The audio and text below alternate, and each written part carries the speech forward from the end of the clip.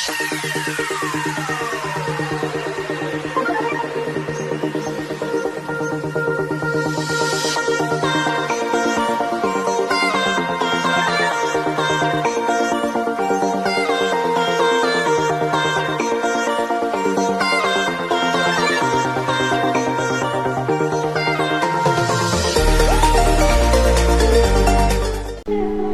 everyone! I'm Teacher Margie.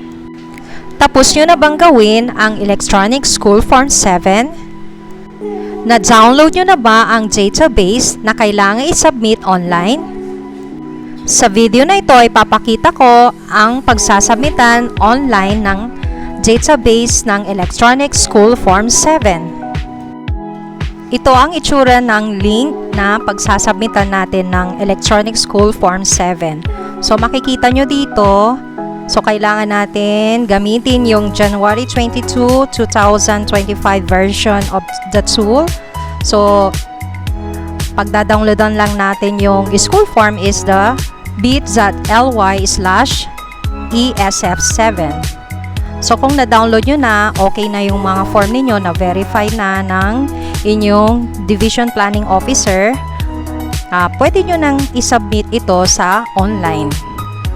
So, yung link natin sa online is, so ito yung link natin, so bit.ly/ESF7-submission form. So, ito yung i-click natin para mapuntahan po natin yung link na pagsasabitan natin ng School Form 7. So, yung ipinakita ko kanina yun, yung official na pagsasubmitan ng ating ginawang School Form 7.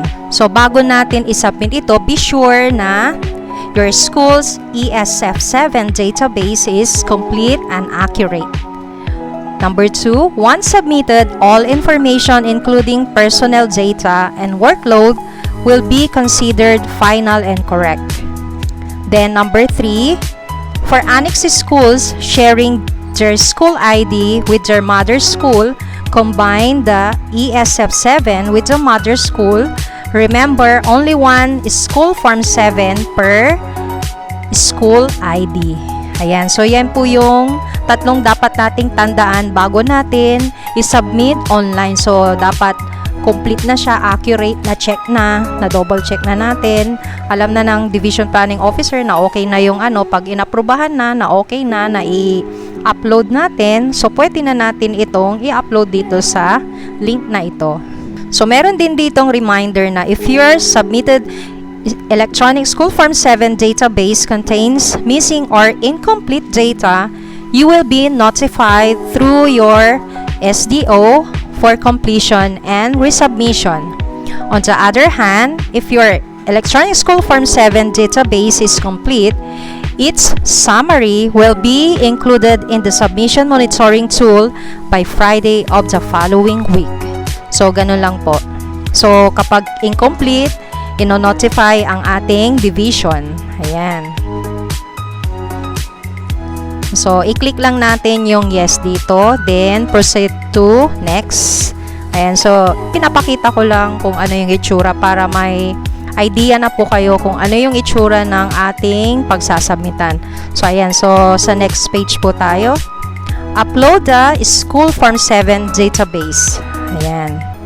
So, dapat yung file name is nakaayos na po yun. Para ready na po na mai-upload natin dito sa link. Ayan. So, meron tayong nandito na mga sample ng School Form 7. So, nakalagay po dito, kailangan nating i-save as Excel workbook. Ayan. Then, upload the database of the School Form 7. Ayan. So, pwede na po nating i-upload. I-click lang yung upload file. Ayan. So, be sure na tama yung file name na inilagay ninyo para okay na po yung file natin. Then, about your file submission. Ayan. So, i-ano natin. So, kung yun ay first submission, i-click lang po natin yan.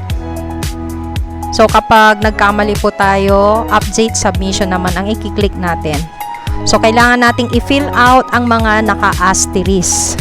So, i-fill out natin lahat. So, yung school ID, school name, region, then select next. So, kung okay na yan, i-next nyo na. So, hanggang sa makita nyo yung submit button. So, ganun lang po yung link natin sa ating pagsasabitan ng Electronic School Form 7. Sana nakatulong itong video na ito para maisubmit nyo na rin ng tama, accurate, and okay na ang inyong Electronic School Form 7.